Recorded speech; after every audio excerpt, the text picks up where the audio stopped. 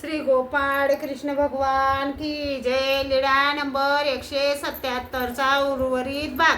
वाराणसी म्हणजे स्वर्गखंड. तेथे विधी निषेध आती परी पुण्य पाप नाही असे ह्या पुराणकारांचे मत आहे. यावर महादायसाने विचारले, जी ते बरोबर आहे का? सर्वज्ञांनी सांगितले, बाई, जर वाराणसीच्या 5 कोसातल्या परिसरात किडा मुंगीस मृत्यू आला तर तेही जन्म मृत्यूच्या बंधनातून जर मुक्त होत असतील तर तेथे विधी निषेध आचरण्यास काय अर्थ उरला?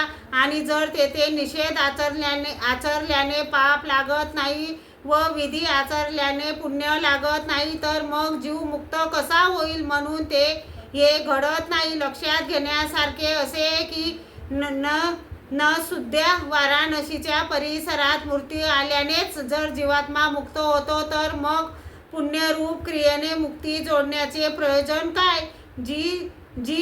ती जर तेथे मृत्यू आल्यानेच होते, तसेच पापरूप क्रियेने नरक होण्याची भीतीही नाही. काही करा, मृत्यू येई पावेतो तेथे राहा म्हणजे मुक्ती. परंतु तशी क्रिया वाराणसीत दिसत नाही. तेथे पुण्यरूप क्रिया म्हणजे तीर्थात स्नान करणे, लिंगांचे पूजन करणे, शिवरात्री प्रदोषार्थी व्रत करणे, द्रव्यदान, अन्नदान करण्याची क्रिया तर सर्वच लोक करताना दिसतात. ऐकून सांगण्याचे कारण हे तर बोलतानाच विरुद्धोक्ती होते. कारण तेथे विधी आणि पुण्यरूप क्रिया केल्या जातात व नरकाची भीती म्हणून पापरूप क्रिया कुणीही धार्मिक मनुष्य तेथे करीत नाही. यावरून हे सहजच सिद्ध होते की तेथे केवळ मृत्यू आल्यानेच मुक्ती होते असे म्हणणे हे अंधश्रद्धा असलेल्या अज्ञानांचे मत आहे. कुण्याही डोळ्यास श्रद्धावान स्त्री पुरुषांनी अशा गोष्टीवर कधी विश्वास ठेवू नये.